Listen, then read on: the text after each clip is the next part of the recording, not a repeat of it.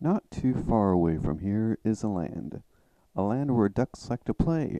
They like it so much they call it Duckland. In Duckland, there's a lake, and a creature that hangs around that lake is a duck named Bill. Bill likes to keep to himself. Sometimes Bill would see people at Duck Lake, and he was always a little confused. People didn't have wings like Bill, and they didn't have feathers like Bill, but somehow they'd stay afloat. Sometimes they're in big containers and they'd all gather in together, but Bill never quite understood how it all worked. But as long as it worked for the people, Bill was happy. Live and let live. That's what Bill said. Bill looked about and saw a bird over across the way. The bird looked like it was concerned about something, sort of figuring things out. So Bill didn't feel he should disturb the bird. Bill just thought he'd let the bird figure things out. Live and let live.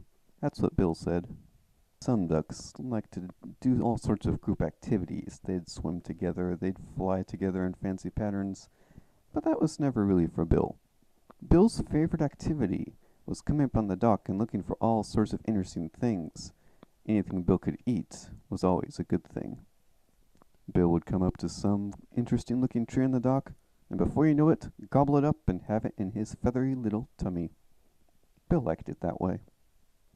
Bill wandered quietly along the dock. It was nice outside. Fun to be outside all by himself, living his big adventures. Bill was just having a good time, all by himself. Bill was having a good time watching the water brush up quietly against the dock.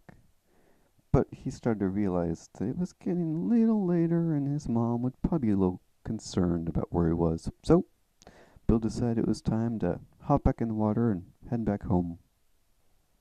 As Bill swam quietly across Duck Lake, he began to wonder what adventures are in store for the rest of the day. The end.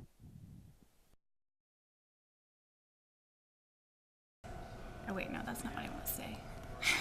Start over.